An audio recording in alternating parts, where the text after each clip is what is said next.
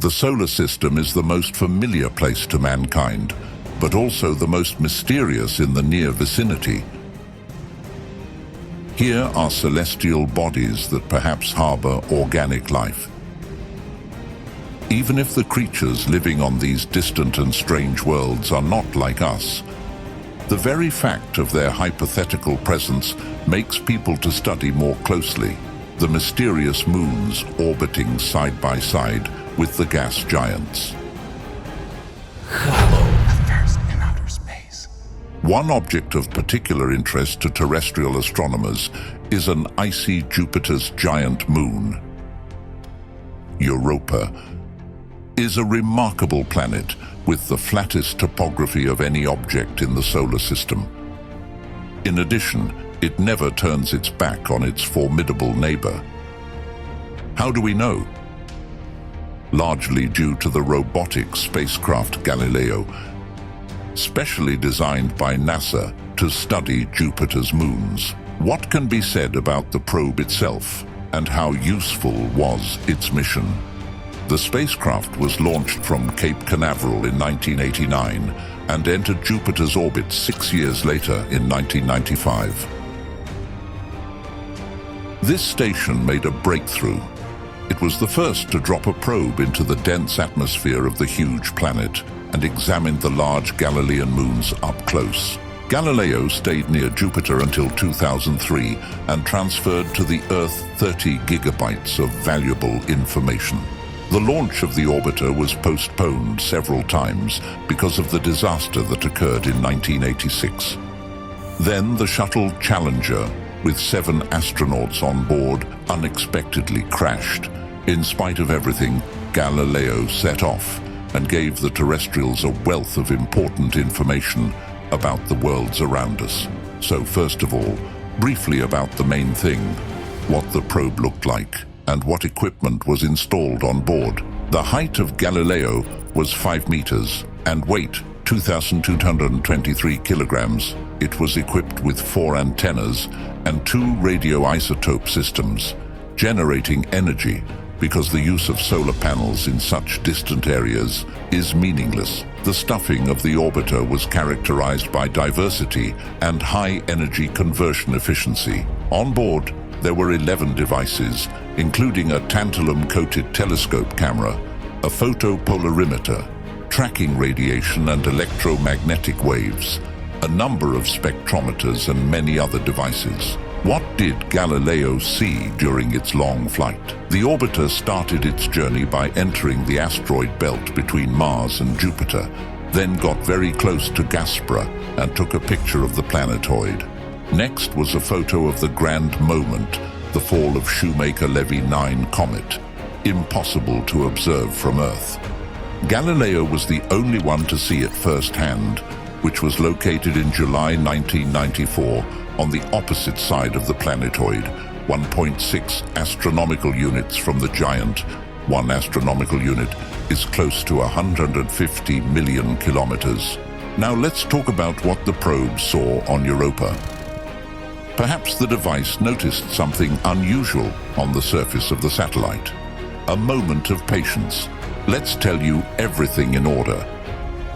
The trajectory of Galileo, intentionally built so that he several times approached Europa at record close distances, from 560 to 201 kilometers. From the received images sent to Earth on December 16, 1997, NASA specialists formed a collage mosaic, which shows clear signs of endogenous activity of the satellite. Grooves, lenticules, lines. According to Galileo data, this cold world, with temperatures ranging from 160 to 220 Celsius, filled with radiation fields 1,000,000 times stronger than on Earth, is dominated by vast flat areas, and a small number of ridges and impact craters are also noted.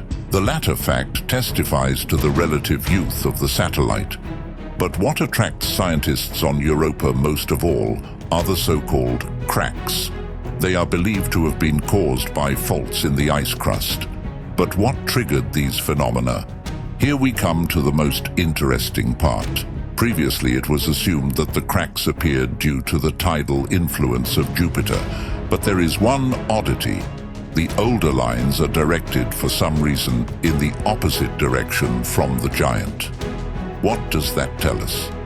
Probably the crust of Europa rotates much faster than its interior, and the twin ridges and strange structures of the Connemara chaos, which look like ice flows frozen into the surface, are indirect evidence of the presence of a subglacial ocean on Europa. According to astronomers, the most serious evidence for the existence of a global body of water is precisely the area called Connemara chaos. The scattered and irregular landscape was most likely formed as a result of repeated melting of ice and freezing of liquid coming from the depths.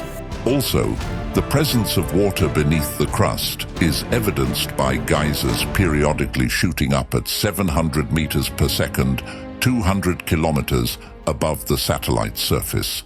But many planetologists do not believe in this version, saying that the thickness of ice on Europa reaches tens of kilometers, so the escape of liquid from under it is unlikely. In any case, if it happened, it was extremely rare. How did scientists manage to determine the thickness of the ice crust of the satellite? Thanks to Galileo, some of the flat-bottomed impact craters were studied.